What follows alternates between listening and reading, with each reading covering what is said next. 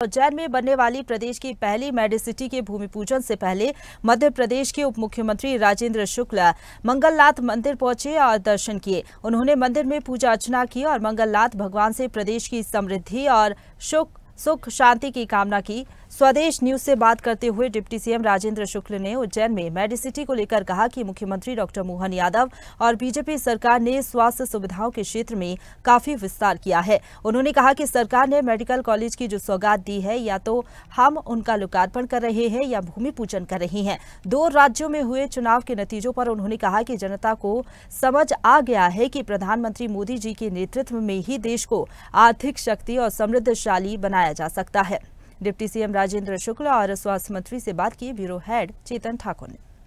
प्रदेश के उप मुख्यमंत्री डॉक्टर राजेंद्र शुक्ला इस समय हमारे साथ मौजूद हैं। सर, जिस तरह की बात कर ली जाए, प्रदेश की पहली मेडिसिटी उज्जैन में बनने जा रही है, बड़ी सौगात स्वास्थ्य विभाग द्वारा दी जा रही है, क्या कहेंगे? मुख्यमंत्री डॉक्टर मोहन यादव जी स्वास्थ्य के क्षेत्र में लगातार एक के बाद एक मेडिकल कॉलेज जो भारतीय जनता पार्टी की सरकार ने शुरू किया है, या तो उसका हम लोकार्पण कर रहे हैं या नए मेडिकल कॉलेज का भूमि पूजन कर रहे हैं। उसी कड़ी में उज्जैन जो महाकाल की नगरी है, जहां पर सिंहस्थ जैसा महाकुंभ होता है, जहां पर महाकाल लोक बन जाने के बाद सबसे ज़्यादा देश भर में फुटफॉल यदि श्रद्धालुओं का कहीं होता है तो यहाँ पर होता है।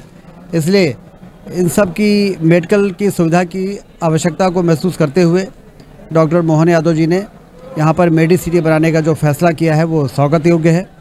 लगभग 600-650 करोड़ का ये प्रोजेक्ट है, जिसका आज भूमि पूजन होगा और फिर तेज़ी से काम शुरू हो जाएगा। ये इस पूरे मालवा अंचल के लिए एक बहुत बड़ी सौगात है। अगर बात कर ली जाए और भी कहीं इस तरीके की बड़े प्रोजेक्ट आने की संभावना?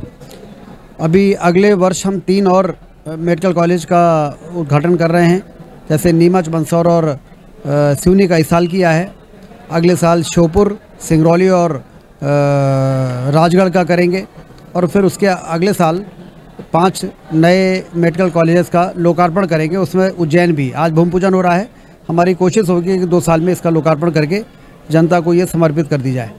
बात कर ली जाए, अभी आगामी चुनाव है, झारखंड में हुए हैं, महाराष्ट्र में, क्या लगता है जिस तरह से कांग्रेस कह रही है कि इस बार कहीं ना कहीं दूसरे प्रदेशों में हमारी सरकार बनने जा रही है? देश की जनता को अच्छी तरह से समझ में आ गया है कि मोदी जी के नेतृत्व में ही इस देश को आर्थिक महाशक्ति और समृद्धशाली देश बनाया जा सकता है।